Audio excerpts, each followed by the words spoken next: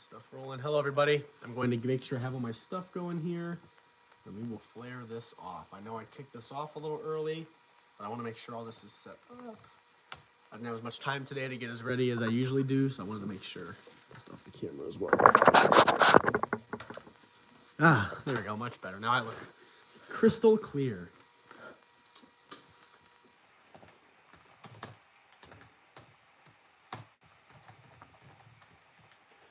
Throw up this announcement.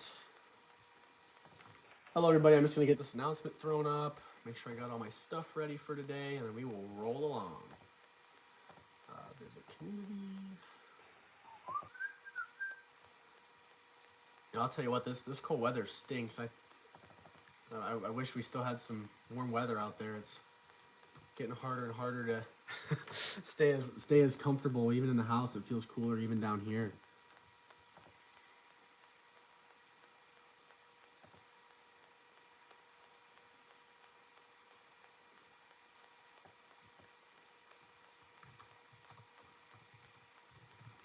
All right, threw up the announcement.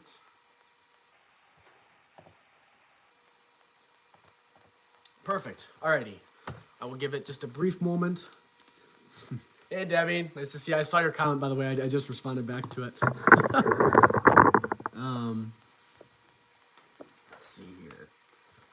So I know I am suspecting we will have quite a handful of new faces today, because we are at not only above 300 subscribers, but we are at 315 already. So this is crazy. I feel like we are flying through our time here.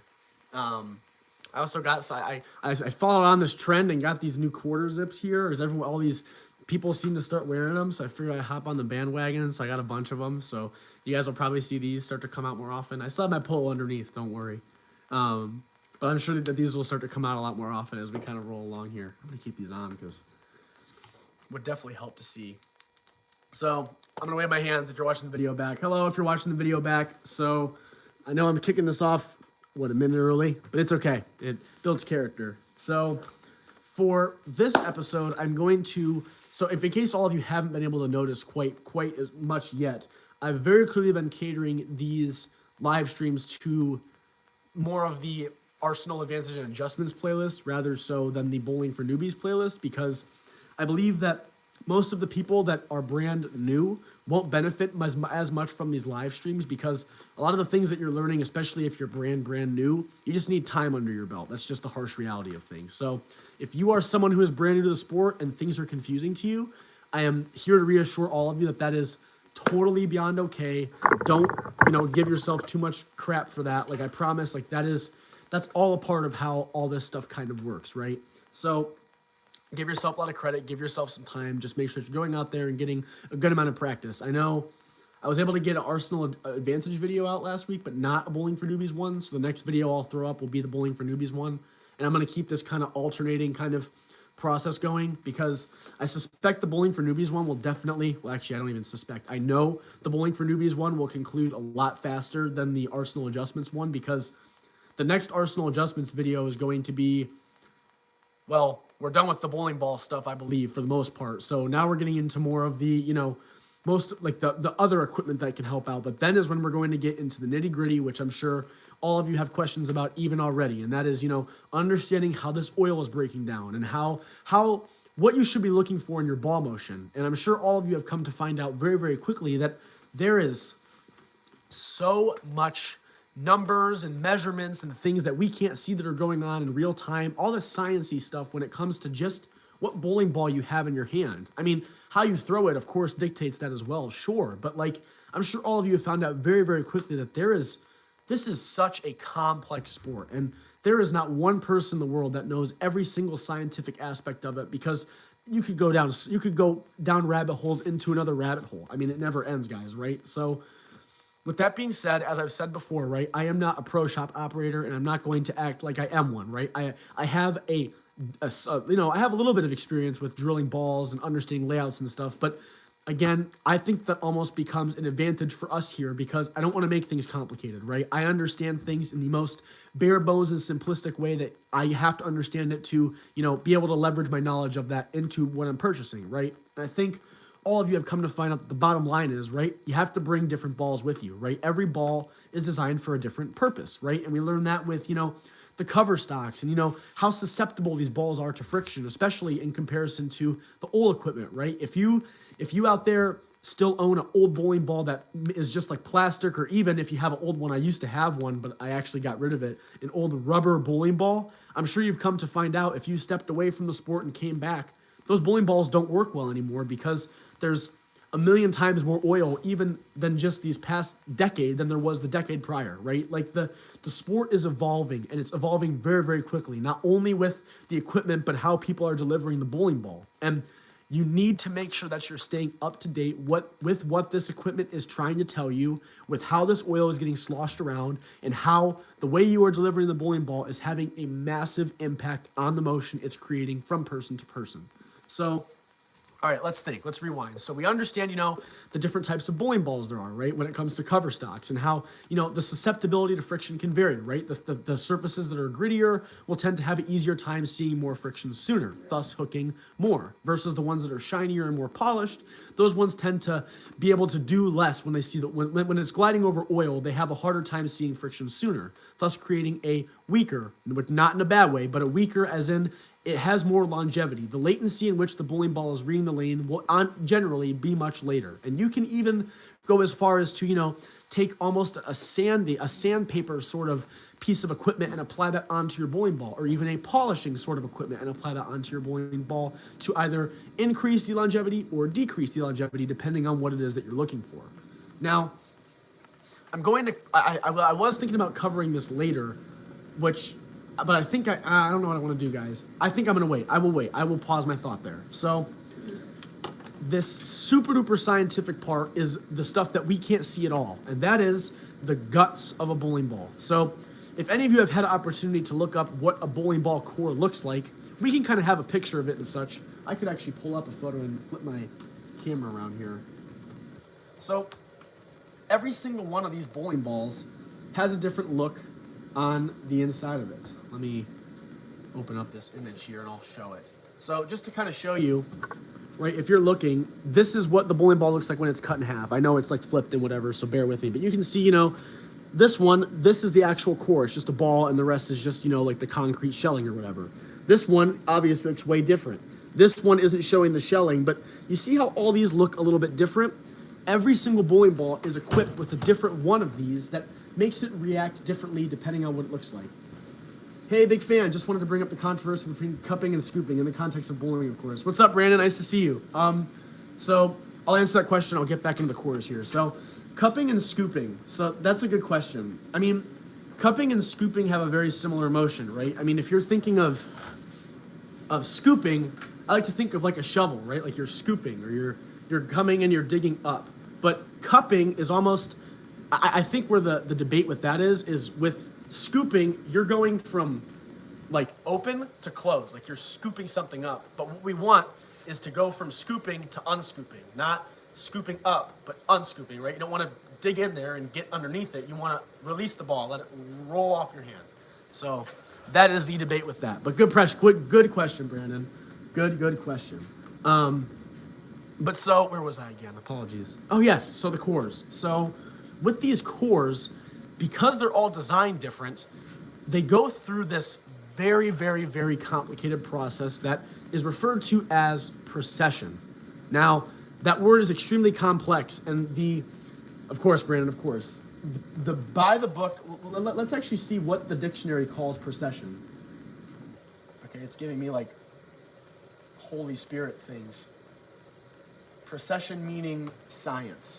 I want to see here we go. It is the slow conical wobble of an object's rotational axis. Now, when you hear that, you're probably like, all right, Coach Logan, that's great. Yeah, I have no idea what that means. Well, you're in luck because a lot of people don't understand what that means. So, because this bowling ball isn't just hollow or isn't just, even on every side, that core is trying its best to reach an equalizing status. So this process of the bowling ball, as we've talked before, you know how the bowling ball flares, if you've heard before, right? How every time the bowling ball's spinning, it's never rolling over the same spot, which is why those tracks of oil on your ball are in different spots. That is because this bowling ball is trying throughout the entire time it's on the lane to reach an equalizing status. And you may be wondering, okay, Coach Logan, it's trying to equalize itself. How do I know, how can I look at a bowling ball on the outside and tell, how is it trying to equalize itself? Well, every bowling ball, well, this one actually got cut out. Let me grab a different bowling ball that has a better example.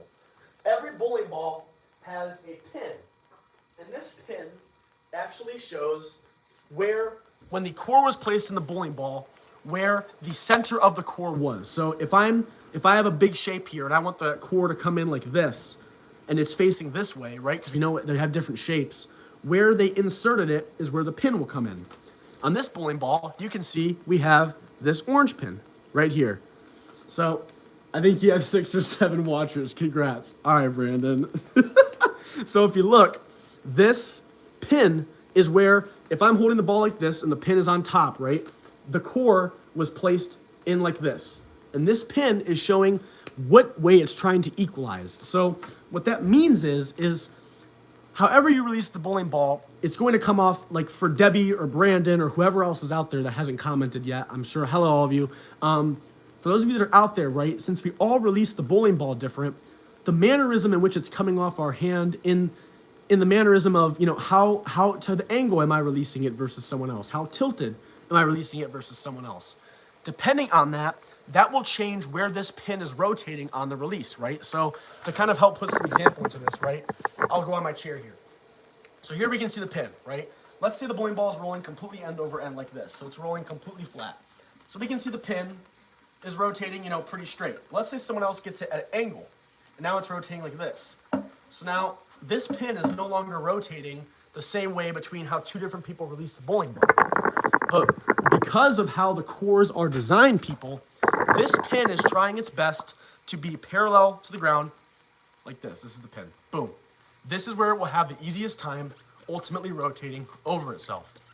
So how you drill the bowling ball, or as everyone likes to refer to as the layout of the bowling ball, in relation to how you throw, will depict how long or how short this process of precession is. So in other words, the longer a bowling ball takes to precess, the more latent or longer the reaction will be. Versus if the precession process begins a lot faster, that will make the bowling ball read the lane sooner or be stronger, right? So you'll find that this like how the core and the precession process is more related to the differential or hook potential of the ball. So in the very, very beginning episode of this whole arsenal adjustment and advantages, I talked about differentials and RGs, right? RGs are much more directly related to the cover stock of the bowling ball. Now, obviously, given that we know, how gritty a surface is will directly change how latent it is, right? That will be, the surface will have a much bigger impact on the RG of that ball versus the differential or hook potential of the ball will be how the bowling ball flares. And if a bowling ball flares more, which has to do with the precession process, if it has a easier time doing that, that means it's seeing a different part of the ball more, right? That has a whole lot more to do with the core of that bowling ball. So, again, I'm probably going really fast here, and I'm very sorry that this is such a confusing topic, but I'm trying my best to make it as simple as I can. So please throw a question in. I'm going to continue to, I might even slow down a little bit more here because this is just such a foreign topic. Like, it's something that we unfortunately aren't able to see as well with our naked eye. But if any of you have an opportunity, or even just at any point, if you go back, when does precession start? That's a great question. So here's the beautiful thing, Rob. It, in reality, is always starting. The minute that bowling ball releases off your hand, it's immediately trying to stabilize itself. But since there's so much oil for the first maybe 15, 20-ish feet, it's having a really, really hard time doing much of anything because although this process is internal, it has to have friction and see some sort of connection with the ground for it to begin, right? If a bowling ball is in the air and it's spinning, it has no chance to equalize itself. It has to be rolling along a surface. But for those first 15 or 20-ish feet on most house shots, of course, mind you, it's seeing so little friction that the bowling ball is just rolling and is skidding, which is why when you hear that skid hook roll phase, that skid phase the core doesn't have a lot of friction to kind of react off of, if that makes sense, right? So if you ever notice when people are getting their PAP checked, you'll notice that in that video where I discussed with the PAP, which I'll get into here in a moment, this is a great segue for it, Rob. And also nice to see you, Rob. I hope you're doing well, right? Since it's, where was I going with this? I apologize. Yes, so since it's in the beginning of the lane, it's having the hardest time. You'll notice when they find the PAP and they put that tape or whatever to kind of show you where it is, it doesn't move at all because, again, it's seeing no friction. But then after those first 15, 20-ish feet, a little past the arrows, when it starts to see the friction, you see that tape start to change where it's at because now the procession process has had a lot more friction to work with and has had a much easier time to begin that process, I suppose. But that is a great question. So easy answer is it starts around the 15, 20 feet mark, but the Coach Logan answer is it's always going. So that is a great question, though. So PAP, right? So I always discuss how you have to understand how you throw differently than I throw. Rob does not throw the same as me. Debbie does not throw the same as me. Brandon does not throw the same as me.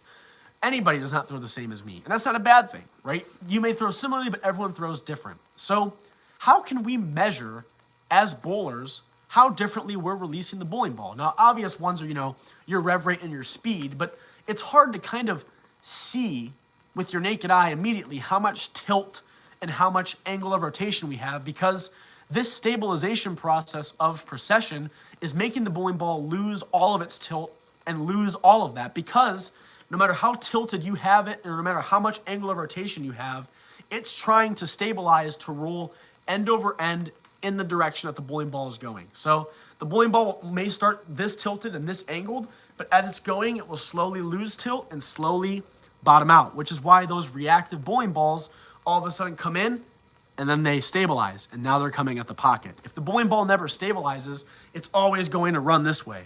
Only when it reaches its stabilization, full stabilization, it is then going end over end as forward as it can go, and it actually loses a lot of speed, right? Because even though your bowling ball may be rolling toward the pins, it's skidding in the beginning, and it also has the most energy out of your hand. But as we know, right, if you pour a glass of water into another glass of water enough times, you're still going to spill some of the water, right? There's energy transferring, and unfortunately, there is no free renewable energy in our world. So because of that, your bowling ball is always going to lose some speed, right? It's always going to lose some spin. It's always going to lose some things. So the bowling ball is actually slowing down throughout the process, especially with it trying to reach equilibrium.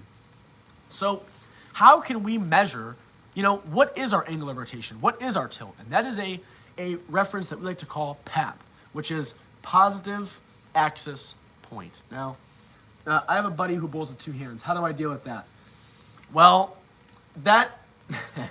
if you're looking at how they bowl, actually this kind of ties into what we're talking about, Brandon, because how they're releasing the bowling ball will be different, right? So actually, that actually feeds into this. So just stick with me now while I roll through this. So positive axis point is a way of measuring the angle of rotation and the tilt that bowler has out of their hand for that first 15, 20-ish feet like we talked about, Rob. So if I'm releasing a bowling ball, right, since it's taking time to begin that precession process where it's rolling over a different spot every time, in that brief moment where it's skidding, it's rolling over a very similar spot for the first maybe 5 or 6 rotations because, again, it's seeing no friction until later on down lane.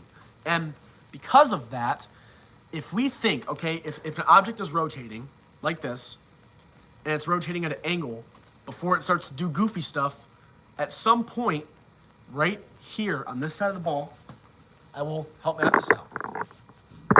Okay, let's say that this is how the ball is rotating. It's at this tilt and it's rotating this way. To some capacity, there is one spot that is not moving right around in this area. So let me see if I can get like a marker or something. Let's get like let's see if we can actually see this. I'm just gonna draw. There we go. Can you guys see that green? Probably not very well. At least if I can get red. Or even like here I have a sticky note actually here. We're gonna make this work, guys. So here is my sticky note.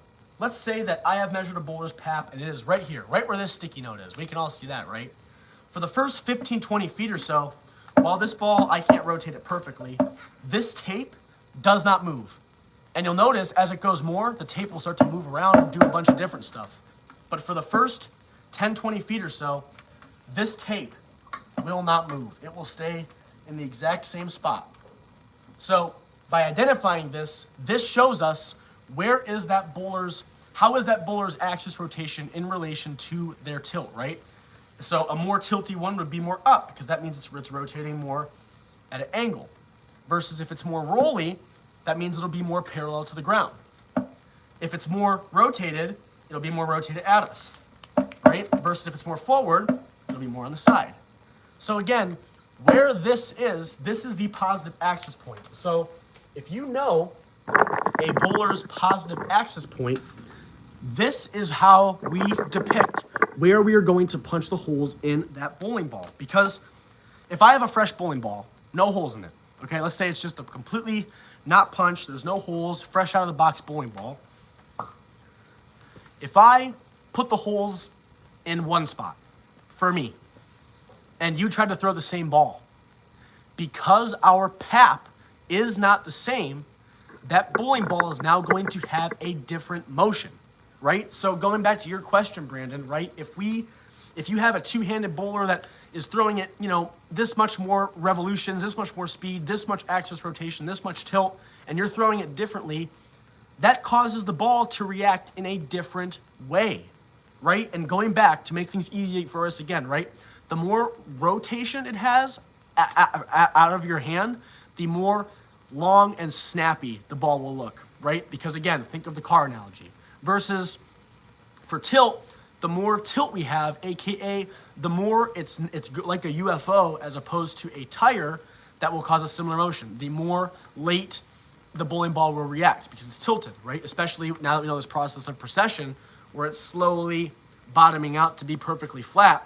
If I start with it flat and it gets flat instantly, makes it read sooner. If I start with it angled and it takes longer for it to precess and reach equilibrium, makes it read later. Same thing with the axis rotation. If I have it rotating 90 degrees to the side and it's trying to get to here, this takes longer.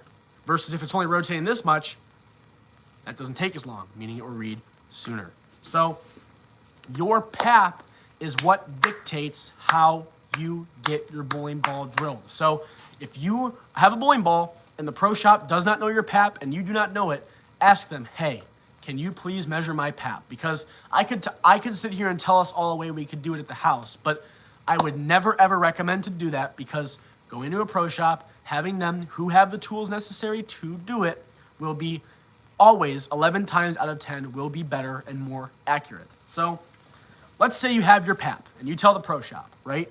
This now tells them, okay, in relation to where this pin is, let's say my pap, I'll use this sticky note again.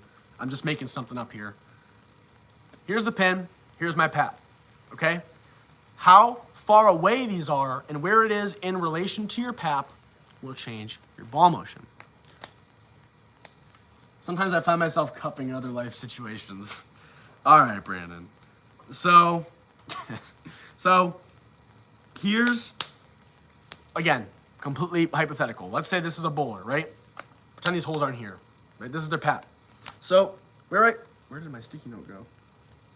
Okay, I covered it up. I am so out of it, guys. So here's my pap, right? This is how I'm rotating the ball. It's rotating down the lane. This is where the sticky note is for the first 15, 20 feet, right?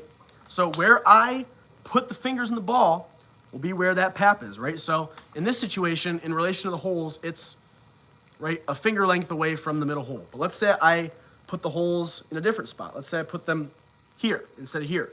This now means the pap has now moved to here as opposed to here, right? So where you put the bowling ball, where you put the holes are, will be where your pap ends up. So when pro shop operators are drilling, they're not relating the pin to where the holes are, they're relating it to where your pap is because of where they put those holes.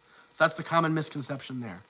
So depending on the distance and wherever of this pap will change how longer or shorter the precession process is. In hindsight, the closer your pap is to the pin, the easier and quicker it will be for that ball to reach equilibrium, right? If you release the ball and where your pap is close to where it has to reach equilibrium in the end of things, the quicker and easier that bowling ball will have, right? Versus if it's farther and very different in location to your pap, that will mean it will take longer, right? So the easiest way that the two most common ways to refer to how you drill it is pin up or pin down. And the pin up is in relation to where your pap is, of course, but you can look at it as the holes. So this bowling ball, in relation to where my fingers go, is pin up.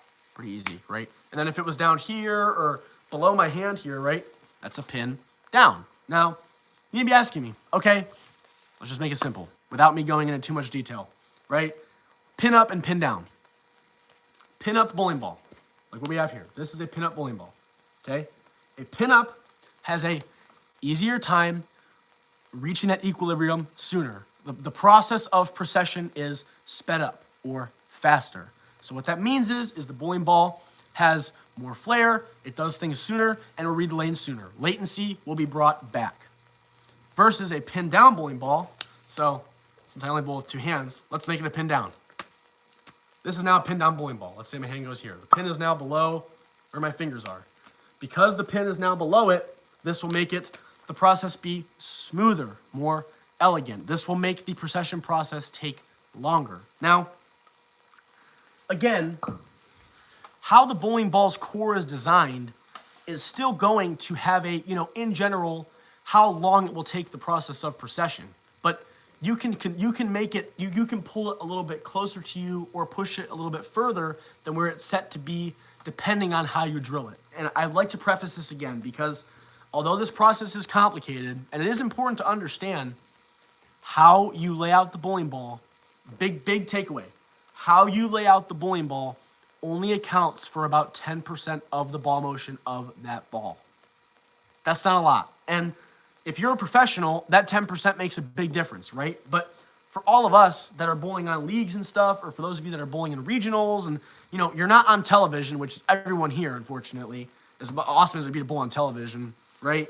We don't have to worry about that kind of stuff nearly as much as they do, right? Where people that are bowling in leagues aren't bowling on as challenging of conditions. People that are bowling on sport shots may be bowling on challenging-er conditions, but again, in relation to how the professionals are bowling on, it is not as difficult. And I'm not saying that in a mean way. I'm just being honest, right? So with that being said, don't pressure yourself into understanding the nuances of this kind of stuff because you don't really have to.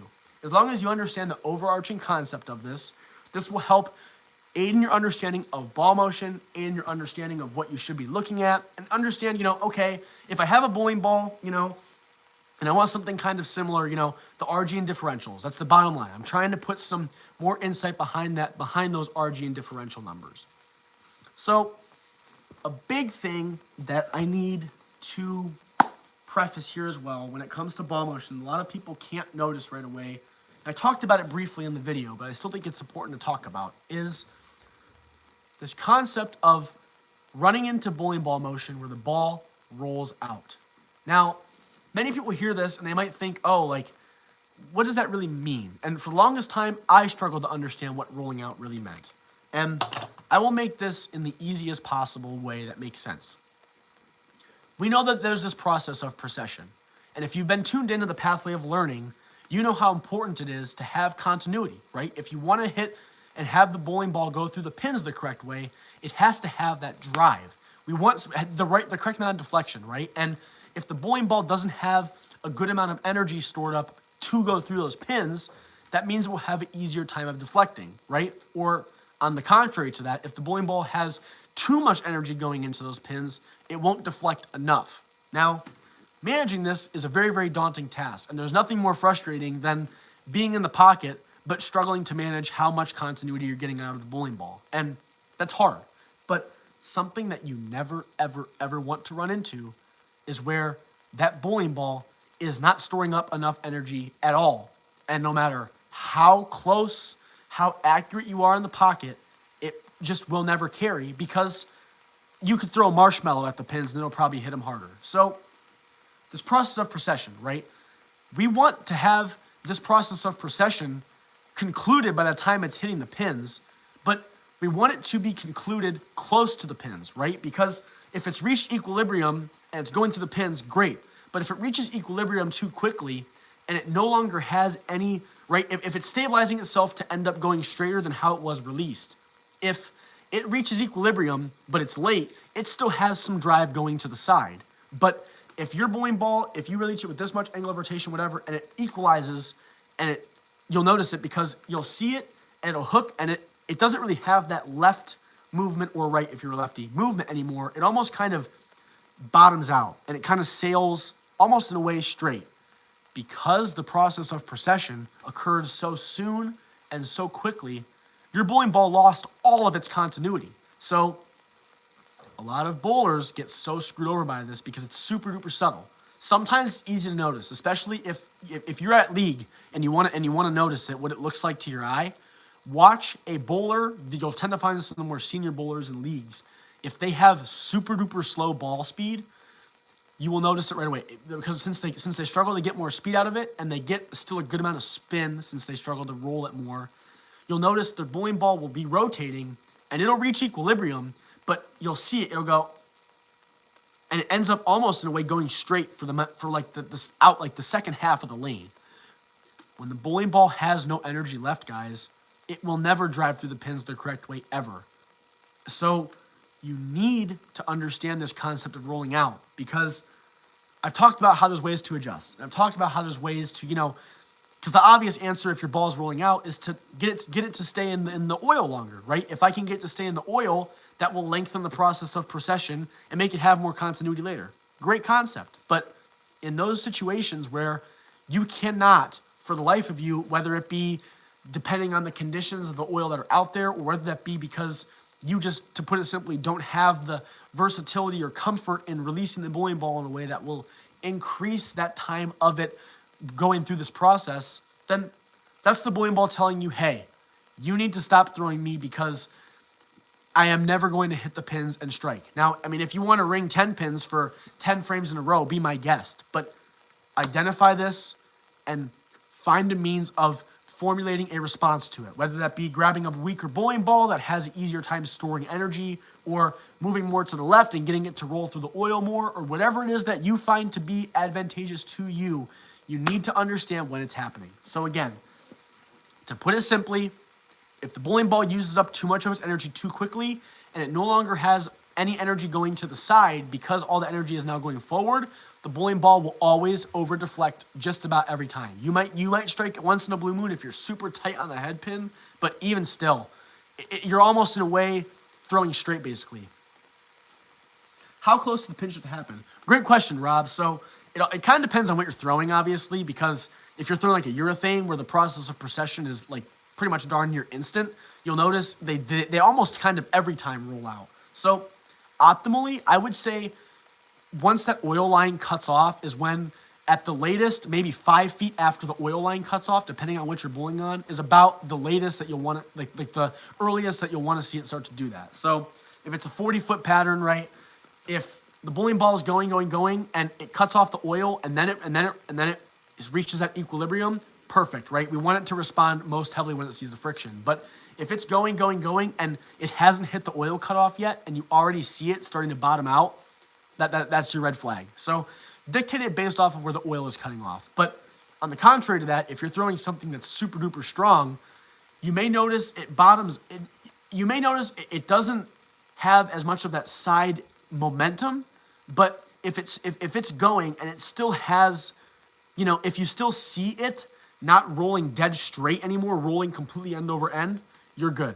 So kind of use your eyes to see, okay, if that bowling ball, a good thing that's good to know, if you have a bowling ball that has like fancy decals and a bunch of colors, you'll notice every time it's rolling, the decals look a little bit different.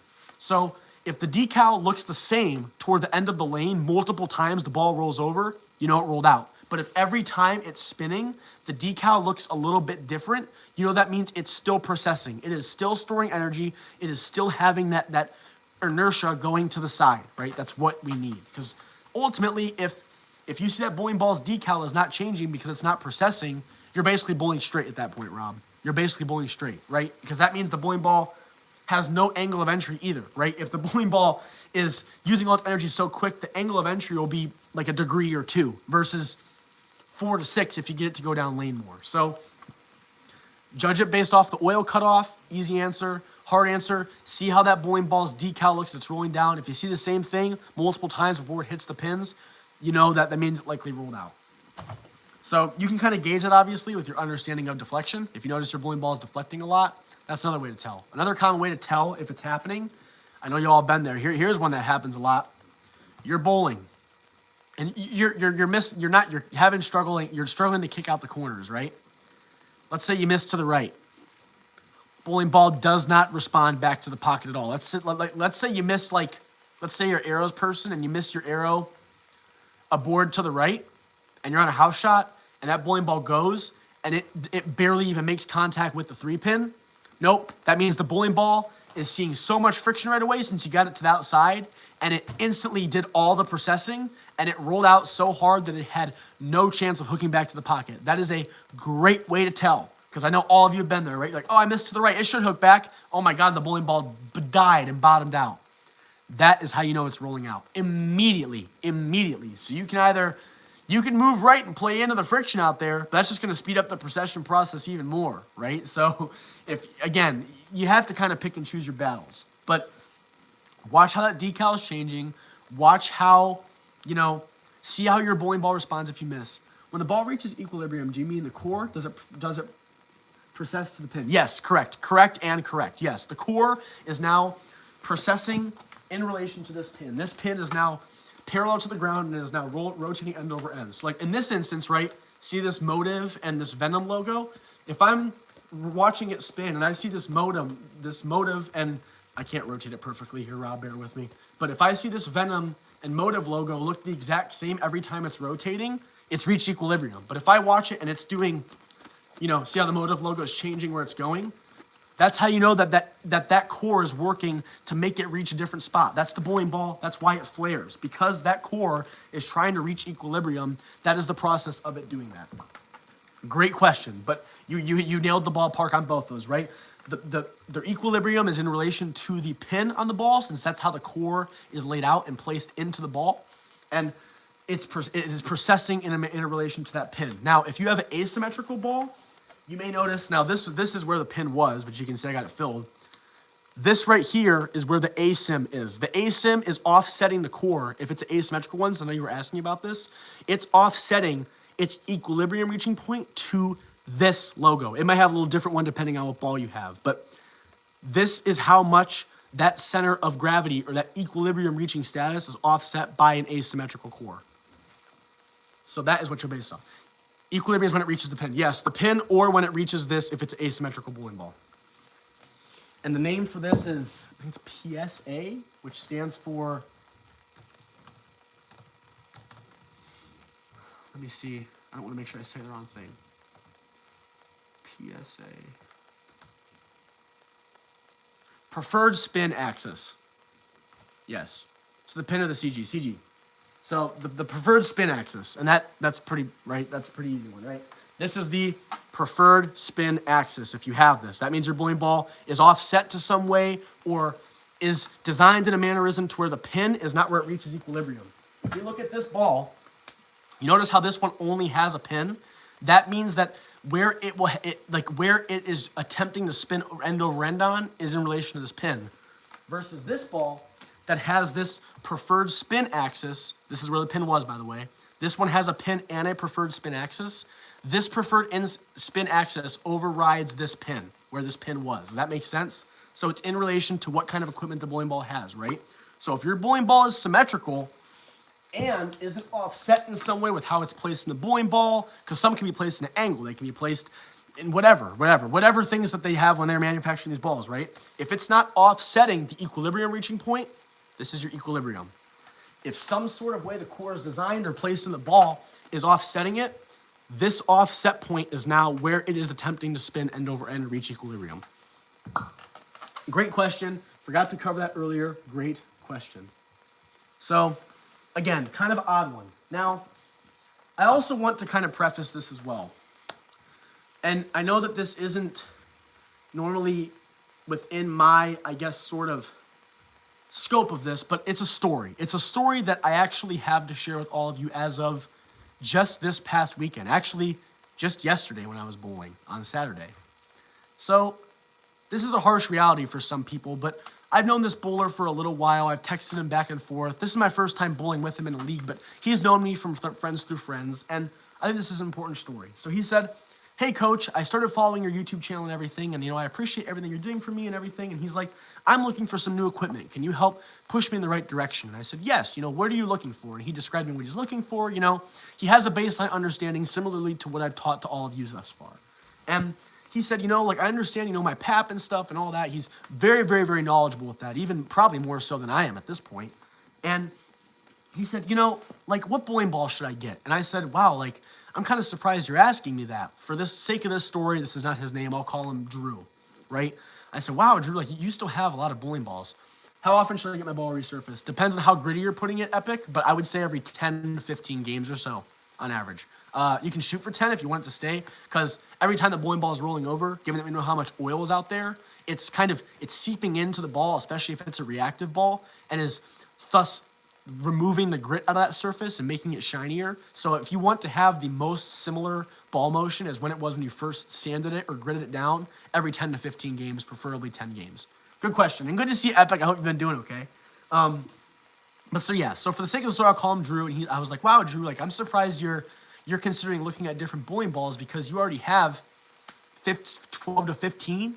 And he's like, yeah, I know, but I just feel like none of them get the right kind of motion I'm looking for. And I said, okay, that's good. I'll tell you what, since I haven't seen you bowl for a little while, let me watch you throw a couple shots and let me see how, let me see what we're working with and see what I can see. Because I may not be nearly as knowledgeable with, the science-y stuff when it comes to this equipment, but when it comes to what I'm seeing and knowing how to play off the lane, that's the stuff I'm great at. So I watched him bowl a handful of shots, and, I noticed very quickly that not only was he tending to play the lane in a not opportune way, but in the nicest way possible. I had to kind of give him a reality check because he threw the ball all over the place. His PAP, what I could see, was different every time because he threw the same ball every time. And, how that bowling ball was rotating, the logos looked different fresh out of his hand just about every time he released. And not only that, but he was accurate down to maybe 2 arrows of area at the arrows. So if he was looking at second arrow, he'd get it between anywhere from almost close to the third arrow to almost close to the first arrow. So in the nicest way possible, I had to kind of remind Drew. I said, Drew, I mean this in the most respectful way, but there is no magic bowling ball that's going to fix, your inaccuracy. There is no magic bowling ball that will ever respond the same way if your release isn't consistent. If you lack the consistency to get consistent ball motion out of your equipment, there is no magic bowling ball that's going to hold on to the oil. And it's one thing to be inaccurate and play the lane in an opportune way where that oil is helping you, but he was a two-handed bowler and he gets a lot of rotation on the ball, but he was standing so far to the right that even if he got it to glide through the oil, it would still go Brooklyn on him. So I cannot stress this enough, and I'm not trying to call anybody out by saying this, but rather just bring some attention to it. It's important to understand their equipment, sure, but we first, as bowlers, need to kind of take some humility and pride when we say, you know what, I could for sure get a new bowling ball right now, but if I cannot release the bowling ball with enough consistency to where the motion it's trying to give me is consistent at all, right? What's the point of me getting another ball? And again, I'm not trying to be rude by saying that or call anybody out. I promise I'm not. And he was very, recipient of what I was saying, and he understood my constructive criticism because I wasn't trying to be rude about it, but rather inform him. Drew, please, take a brief moment and go out and practice. Save your money that you'd be spending on a different bowling ball and use that to spend on buying a lane for 3 games or buying a lane for an hour or something, right? Take some time, do these drills at home, get used to your release and get used to being opportune because, as I've talked about before, right, the bowling ball's way it's responding is based off of your PAP and how you release the ball. So if you never release the ball in a similar fashion at all, how can you expect the ball motion to ever be great, let alone if you're not even playing the way the oil is designed, right? So again, for the sake of everything now, if you have a basic enough understanding to where you can look at a bowling ball in relation to other ones that you have and know, in a situation, right, if my bowling ball won't hook, I know I should switch to this one. And if I switch to this one and I move this much or so, I'll be pretty close. That is what will save your score. Not if you know all the ins and outs of all the intricate little things, right? If I have these 2 balls that I've been using, for example, right, and every time I go to league or a tournament or whatever, I start with this green one, right? And when this green one doesn't hook enough, I know this purple one will. And I know if I move, on average, 5 boards left, when I swap to the purple one, I'll be pretty close to the pocket again.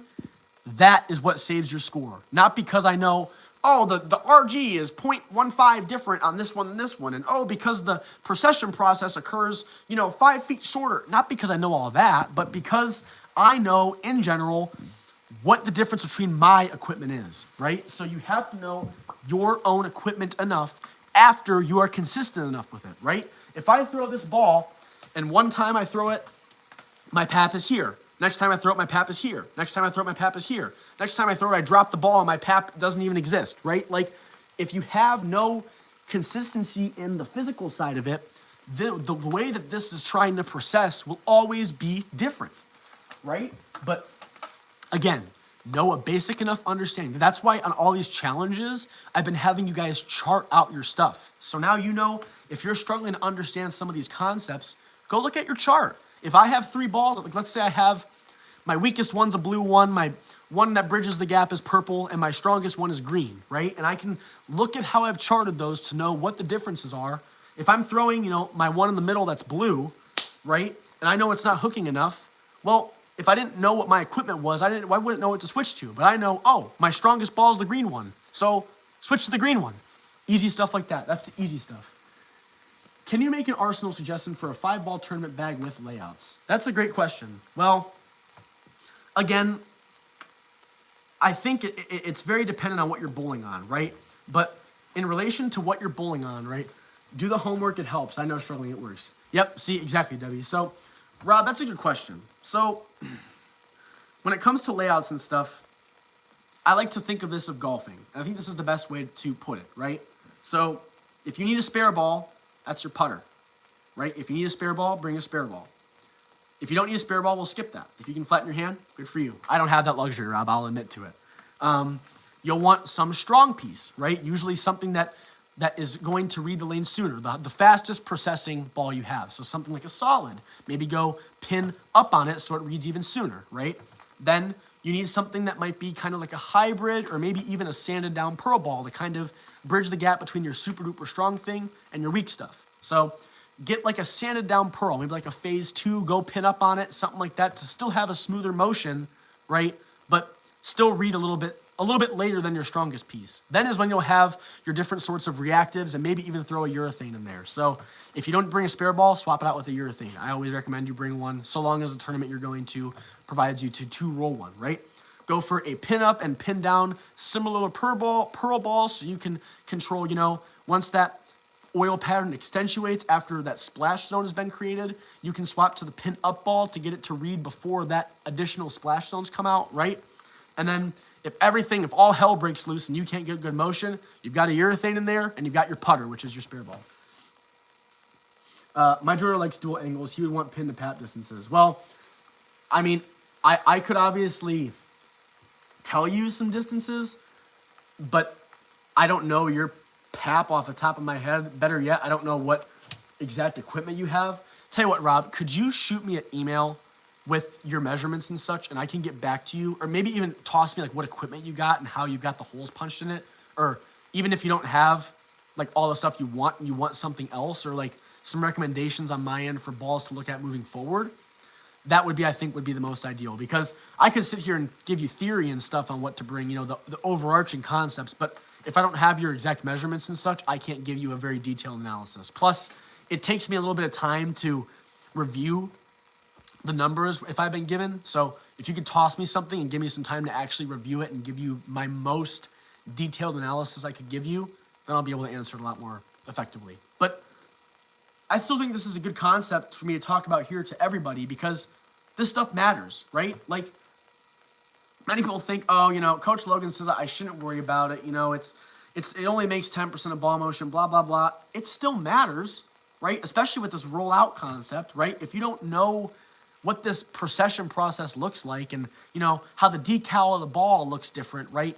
That's the stuff that you can pick up on that helps. I actually was speaking on a phone call with someone who I've been coaching on here, who I won't say his name since I'm unsure if he's comfortable with it, but he always talks about, right, if I could just make 1 or 2 more spares a game, That bumps up my average by like 19, 18 pins.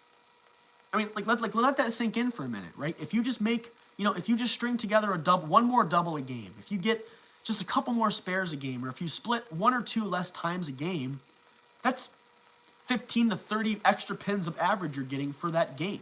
And if you do that for every game in your series, week in, week out, that's how you get better. But again, this goes back to my example with who I'm calling Drew in this case, right? If you can't sit there and willingly admit to yourself, you have to learn to face the reality that's in front of you. And that's not with bowling, but with every single sport. And I'll wholeheartedly admit to all of you, I used to struggle with that, right? I'm sure all of you have been able to tell out of this handful of months I've been going, right? I'm a pretty, upbeat, very, very, my emotions are flying out all the time. I get my 2 cents on things. I go off track a lot, and I'll probably never change that because I think that's something that's useful for people. But to any capacity, right, I struggled to have the humility to sit down and say, all right, Logan, especially when I was first starting, like, all right, Logan, like, you're good, but if you want to be great, you got to realize what you're not good at. And the minute I realized that, and the minute I was able to construct a practice and construct a methodology of understanding to make me better, is when I went from good to great.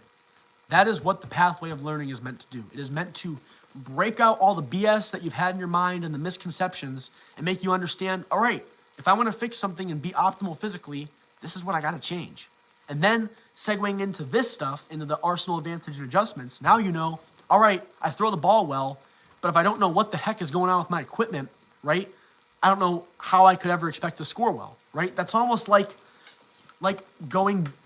shooting, but with a blindfold on, right? I mean, you could have, the right stance, the right everything, but if you don't know what your target is and what rifle you're even holding in your hand, right, you're never going to shoot well. So that is meant to be where we are at in relation to this whole series and how they kind of tie into one another. And the Bowling for Newbies one is obviously running independently to get new people involved in the sport so they can hop into the pathway of learning. But I think all of you are well ahead of the ball game because you're watching this stuff this earlier on, right? Versus, I know people who said they would have killed to have learned this information when they were in their first, second, or third year bowling, because the longer you've been bowling and the more misconceptions you get in your mind, the harder it is to believe this kind of stuff, right? And especially for the more senior bowlers who have only known what they've known for over the years, especially bowlers who bowled back when the game hadn't changed and then they stepped away for a while and hopped back into it after all this new equipment has changed, like the Oppenheimer kind of thing of bowling, right? With all these new balls, with like the nuclear race and stuff, right? It makes it so hard to get rid of the preconceived notion you made up in your mind 5, 10 to 15, 20 years ago. So all of you are doing yourself a big service by staying ahead of the ball game and allowing yourself to rid the BS of your mind, right? There's no luck. You have to understand your equipment. It's like golf. People don't like me saying that, but I will always compare it to golf because it is pretty similar, right? That is when you'll get better. And once you have the humility to sit there and say, I lack understanding in this kind of stuff, I need to understand it, is when you get better. And my thing that I am struggling with the most right now is, believe it or not, the ins and outs of the super duper minute stuff when it comes to the sciencey stuff. I like to think I'm leaps and bounds ahead of my tenure within bowling when it comes to how to adjust, what is optimal within the physical game. I'm leaps and bounds ahead of that. But when it comes to the super duper minute stuff that these bowling ball, like these pro shop operators have just a plethora of knowledge of, it's taking me a little bit more time because I neglected that within my youth of bowling. So I'm not saying that, you need to know the ins and outs of every little thing, but at least know the basics and have the humility to know the basics only matters if I can execute the basics. And that's what the pathway of learning is meant to do. So, Rob, I think that your mind's in the right spot because you obviously have most of the physical stuff down. You have most of the adjustment stuff down. And this is the stuff, you're probably in a pretty similar spot to me. I'm sure you get at least the general overarching concepts, and I see a lot of that. So I'm glad to see that you were headed to the right place, my friend, and I'm glad to see that the rest of you are sticking along and allowing yourself to be more educated on this kind of stuff, because this stuff is the most complicated. Rob, I'm sure you can agree, right? And we could all sit there and watch someone throw a ball and be like, oh, I like this, I don't like this. But when you're trying to describe something that we can't see, and the only way we can think about it is to think of a freaking car driving over ice and watch how the decal is moving, like that's a complicated process to teach somebody. I think you and I can both agree on that, right, Rob? I think so. So, but yes, if you could toss me everything, Rob, I will happily review everything and get you all the information that you need so that way you can be armed and dangerous for your tournaments. Because, especially when it comes to bowling, right, like, I'll never ever advise anyone not to get a ball. Like my buddy Drew, right? Like, I still told him, hey, if you want a ball, I'll suggest it to you. But work on the physical stuff. So that way you can get better ball motion, right? A lot of times, and I've said this before, right? Your equipment is the most advantageous or hurtful thing that you can have on you. If you come to a gunfight with a sword, you're probably not going to win that gunfight. But if you come to a gunfight with a bazooka, you're probably going to win that gunfight. But the harsh reality is you don't know what kind of fight you're going up against, really ever, unless you've been to a lot of gunfights and you kind of know what to expect. But especially if you're newer, right? You don't know what kind of weapon should I be bringing with me to this fight. Is this like a fist fight? Is this a gunfight? Is this a sword fight? What kind of fight am I going up against? You have to bring the right equipment for the job. You can't bring a knife to a gunfight, and you sure as hell can't bring a fist fight to a bazooka fight, right? You got to bring the right equipment. So again, leverage even just a basic bare bones understanding to know what to bring where. If you've been bowling league and stuff, you kind of know what to expect. For in a case like Rob, maybe I don't know how much you've been tournament bowling. It might be a little different from you. So it's hard to go into your first thing, ever with the right weapon in your hand. But I will speak from experience because I've bowled quite a lot of tournaments. I've bowled some regional events. It's been a minute since I bowled regionals, but I have bowled some regional events. I did it a couple years ago. And I can tell you, your first time or maybe your first handful of years of experiencing, maybe even just if you bowl league, moving to a different house and bowling league, I'd say in all realisticality, it will take you 5 to 10 times to ever feel genuinely comfortable with the weapon you're bringing to the gunfight. Because again, you have to have experience. And if you are new to something and you don't have experience, it's okay. It's okay to bring nothing to the bazooka fight. It's okay to bring a knife to a gunfight sometimes. But if you at least go in, with a basic understanding of what this equipment looks like and how it behaves to friction, right? Maybe instead of going to the bazooka fight with just your fists, you'll go at least with a sword. I mean, it's still not the right weapon, but at least you're a little bit closer to where you want to be, right?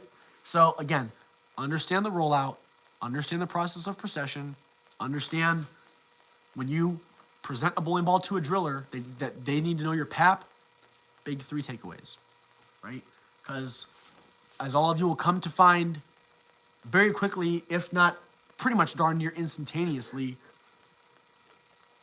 how you're adjusting to the conditions in front of you as oil gets moved around, dried up, pushed down, destroyed, whatever kind of terminology you want to use for that. Whoever is ahead of the moves and isn't reacting after being punished for not making a move sooner is who wins every time. And if you're watching the professionals, a lot of that comes out to execution, right? Because they don't have a lot of grace. They don't have a lot of help with the oil. But for league bowlers, you can get away with a whole lot more. So if you're looking to bowl in a tournament or a professional event or a regional, the winners are the ones that execute correctly and adjust correctly. But the reality is, if you're in a league, the winners are who allow themselves to mess up the most and not be as punished for it. It's the harsh reality. In a world where you are given so much help, if you can just bowl in a manner that makes it where you just get the most amount of help, you don't have to be perfect. You don't have to be. But in a world where you only have an eighth the amount of help that you'd have in this world, then is when it comes to who is more perfect. But in the world where you have this much help, it's who can afford to mess up the least, right? Nope, not everybody's going to be a professional, and that's okay. So you'll come to find very, very quickly that there's levels to this stuff, right? I've told you guys stories before of, when I've seen people, even on the professional tour, that have almost bowled in a way to sabotage their opponent. I've seen ways where they bowl to make it more advantageous for them. There's ways you could bowl to be defensive and offensive. There is levels to how you're adjusting, right? And the other reality of this is very similar to, how I've discussed in the pathway of learning with, how not everything works for everybody, but there are optimal things. Same with adjusting. But the sad reality is, guys, is there's a whole lot less optimal in the world of adjusting and more of you have to figure out what works for you. You just have to. And it's even more frustrating when every time you bowl, it's never the same.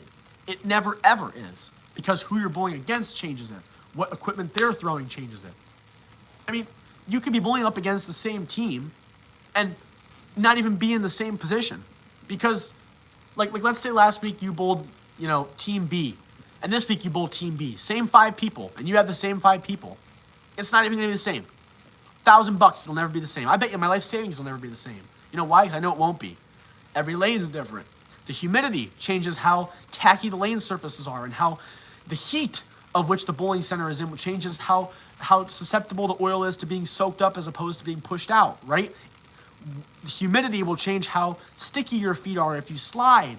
The wind and the gust outside will change also the humidity. There is everything that affects a golfer affects a bowler, and you don't even realize it. There is levels to this stuff, guys, and it is ridiculous how many rabbit holes we are going to go down. This Arsenal Advantage and Adjustment series, I could probably have it be 4,000 episodes and still cover only maybe a fifth of it.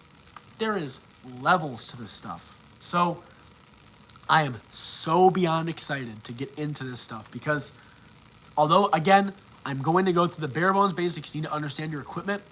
Once you learn to adjust, that is how you then make that extra spare game. Get that extra handful of strikes a game.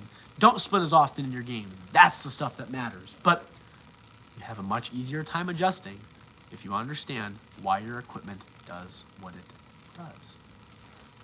That's the key aspect. So I think next weekend's live stream will be probably the most upbeat all of you will see me, since that is definitely, undoubtedly what I am the most knowledgeable in. So this week I will try to pump out that Bowling for Newbies video quick on early out within the week so I can get the Arsenal Advantage and Adjustments video out so we can kind of get more into the nitty gritty of the adjusting categories. And yeah, I know I wanted to cover, like the extra stuff like the braces and all the other kind of stuff you can put on. And it's important to understand that equipment, but I think that I would much rather dive into the adjustments more because, common sense kind of applies when it comes to that stuff, right? If you have a wrist problem, wear a wrist brace. If you have a problem with your elbow, get some equipment that helps lock your elbow, right? If you have a shoulder problem, you can tape up your shoulder or get a compression sleeve that helps keep your shoulder more compressed, right? Common sense is more applicable in that kind of stuff. And I could sure cover all of it so you guys can kind of know, if I have a problem with this, what kind of stuff would I want to look for? But I think that it would be, I'll probably push out an announcement for this. I think it would be better if you have a question about that stuff, reach out on an independent level, so that way, for the greater good of everybody as a group, since the things you need are a different one. Lane play is on the way. Yes, that is the next step this week. Lane play. That's the big takeaway here. So, yeah, I think that, the equipment and stuff, when it comes to that kind of stuff, I'll handle on a more individual basis. So for those of you watching currently, or those of you watching this back, if you have a health issue or a feel issue or something of that sort of manner that you need some help understanding what kind of, equipment could help alleviate some groans and pains and aches in a specific area, reach out independently and I'll reach out, because I think that the better means for the greater of the whole group moving forward would be for me to kind of gloss over that and dive a little bit deeper into the lane play. But all of you are very clearly asking the correct questions. I think we have the right kind of mindset moving forward. My highest sport average, oh gosh, that's a good question. So let me see if I can pull it up on USB-C. So Rob, I bowled a lot of sport shot tournaments, but I didn't do a lot of leagues. I've only ever done one full league where I've had more than the 12 games. I've subbed a ton.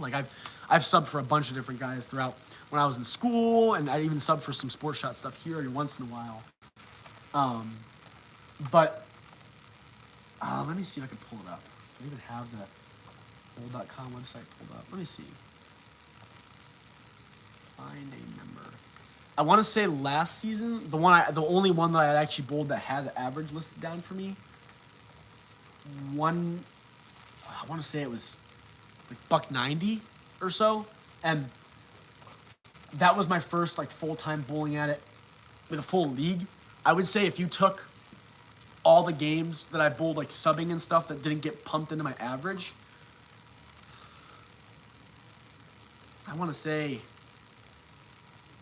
probably like $2. Probably about $2, maybe a little north of it, like 205, maybe like low 2-teen, maybe. I had a lot of errors when I was first starting because I had subbed a whole lot, you know, and I've always considered myself to be accurate, but when I had bowled the full league was when I was first kind of ridding my mind of like the BS. When I kind of, that was like the year, that was the pivotal year for me when I transitioned from falling victim to the marketing to then like the stuff I'm teaching to you guys now, that's that year when I learned it. So I think that it definitely capacitated my scoring quite a bit there. And this year in the leagues I've subbed in, I probably should get in one where I could get an average so I could bump that up. But then again, I mean, if I ever go to nationals or something and I do the handicap stuff, that's sandbag central, sandbag city, because they'll take your sports stuff or whatever and they'll bump it down because I've done a bunch of house shot stuff, you know. And I think if you bump it down from like a $190 now, I think it's like a 170 or like 165, like low. So I mean, I could go to nationals and get in a bunch of handicap brackets and just run home with the dough, But I've never been that kind of person. I'll probably do like the scratch stuff if I go to nationals this year.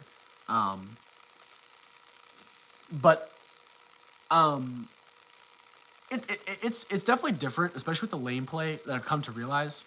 Regular, oh, it's like 210, 215. I was bowling one-handed. When I made the switch, I had a big dip. I was like, when I made the switch two-handed, I was like, oh my God, like, I did not know if I should switch this. Like, this is not working. But it's one of those things. I think the best way to look at this, and this goes for all of you as well, when you're making changes and stuff, especially big ones physically, it's almost like investing, right? Like, if this is your ceiling, and no matter how hard you work, you can't get better. If you want to raise the ceiling, you have to drop a little bit to get up to that ceiling. So you're kind of going through this process of drop, move the ceiling, drop, move the ceiling, drop, move the ceiling, drop, move the ceiling. Because every time you change something, a million other things that you're doing have to change. So, yeah, highest is like 2 teens. It's definitely dipped a little bit more this year since I've had to go from a lot of the centers I bowled at in college back to like the centers here. And I haven't bowled a lot of these centers. And the centers in college were all synthetic and the ones here are all wooden. That's a big thing I'm going to have to make sure I discuss because the center you bowl at makes a big difference, especially because not only are they all oiling differently, but you know, the lanes are like the surface of the lanes are different and that plays into everything else. And then you're bowling with a whole different group of people, guys and gals or whatever it is, depending on the league. So again, there's so much stuff there, Rob. I could go so deep into this stuff. There's levels. I said there's levels to this stuff. I definitely will be wholeheartedly honest when I say my coaching accomplishments span a whole lot farther than my like individual competing accomplishments. I've had a 299. I've had like 20 games above two. I've had like 20 games where I've been a strike or two away. Sanctioned ones. You know, I've had a lot, but because I don't know if I've told all of you guys this or if you had a chance to view it on my website, I started bowling off a New Year's resolution in college. So while many bowlers that are professionals and professional coaches and whatnot started bowling when they were 6, my first time picking up a bowling ball in any sort of competitive fashion outside of, you know, just bowling with friends or something when they invite you out to a birthday was when I was 19. I'm going to be 23 in 3 days. So, or 18 rather. I was 18 when I started getting it. So this is my 5th year bowling. So, you know, my understanding of things obviously spans miles upon miles upon miles deeper than my tenure of things, right? If you have a great understanding of things, but you lack the time to execute well, I feel it's wrong for me to put a bunch of pressure on myself to score well with only 5 years of experience, right? And for me to even sit here and say that I average what I average after 5 years of experience, I think is a big accomplishment. But I'm not going to sit here and say that I, by any means, could be a professional bowler. I can't. I don't think, I think, you know, had I started sooner and had I rid myself, you know, of the BS sooner, I think I could have been in a different world, Rob. But unfortunately, in the world we live in, if you don't start things when you're super duper young, it's hard to ever catch up to those around you. So my means of giving back is to do this. Share what I'm good at, which is my understanding, and hopefully teach all of you something that you can go home with, right? I'm very humble with saying that I could be better. I think I could definitely be a much better bowler, but I think my coaching greatly surpasses that. So I hope that my credibility is not tainted by me admitting that to all of you by saying, I don't think I'm as great as I could be on an independent level. I still think, again, I know a lot of people that have said that they would like to be as great, but I think I could be better. I think I certainly could be. All of us are always getting better. But I hope that almost in a way helps aid my credibility to all of you with me being humble and admitting to all of you that, I could be a lot better. And there's a lot better coaches out there. And if you do not believe that I am as credible to be coaching all of you, I respect that. I'm totally understanding of that, right? And I hope that at least all of you are able to pick up on a handful of things. It takes a village. Yep. So, I think that's something that I've always talked about is how, how do I want to put this? As I know we're over time here, but this is a good closing thought. The biggest thing that matters to me when it comes to this stuff, and it comes to anything I've ever been a part of, and I'm sure all of you have this sense of you and you as well, is having an impact on those around you. And this channel is my fulfillment in that. I think that by me being able to sit down with all of you and talk man to man, man to woman, whatever the case may be for each of you, this is the best way of helping. And a lot of people say that they want to watch me bowl. And I will happily, I think during the adjustments one, that'll be a good one. I might even just bowl a game. I'll just commentate over it. We can watch it and see how I'm adjusting and see how my mind's thinking.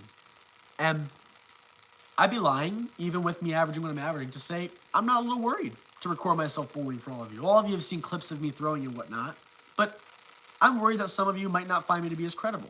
And if you don't believe I'm as credible, I totally respect that.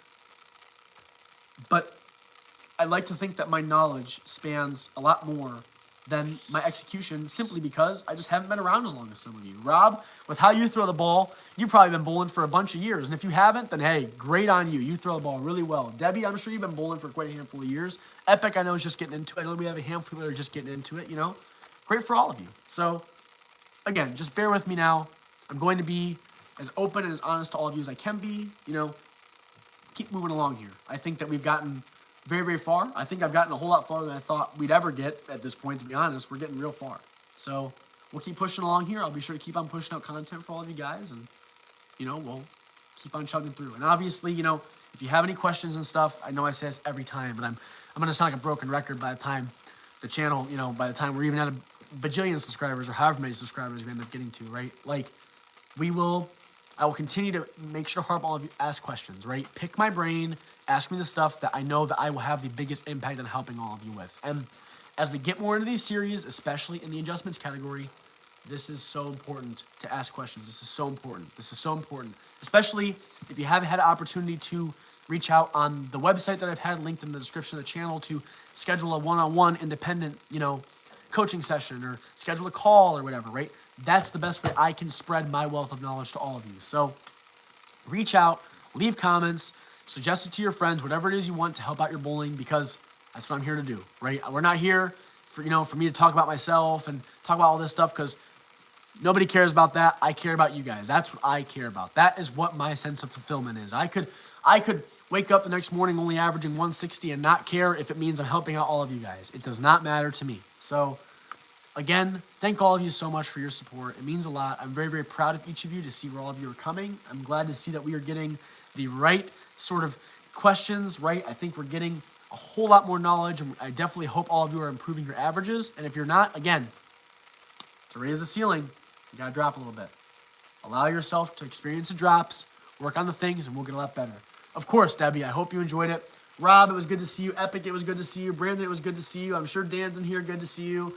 We got the whole dream team here on display. So, alrighty, make sure you stay tuned for all those episodes, especially the Coach Logan's Arsenal Advanced and Adjustments playlist, because we're going to start getting to the nitty-gritty here. But thank all of you again. It means a lot. I'm glad that all of us are comfortable with being honest. I know I don't like to admit that I wish I was better in some things, but we're all human, right? And it takes a village. So thank you all again so much. I will see all of you throughout the rest of the week. I hope all of you had a great weekend. I hope all of you are staying very warm as this cold weather comes. It was starting to snow while I was out today. Ugh, never, ever ends. So make sure you bring your bowling balls inside your house. Don't leave them in your car, because if they freeze, they will crack. That's something I might even want to add as care, right? Clean up your balls, keep them in a lukewarm temperature, a 70-degree area. Don't let them crack on you. Same with when it gets hot. Don't leave them in your car. If you have them in your car, take a trip out and bring them inside right now. I don't want any of you guys to lose or break any of your equipment, because, man, money does not grow on trees. So, all right, have a good week, everybody. Bowl well in your leagues, bowl well in your tournament. Rob, reach out with your layouts and stuff, and I'll get back to you as well as anybody else. So, all right.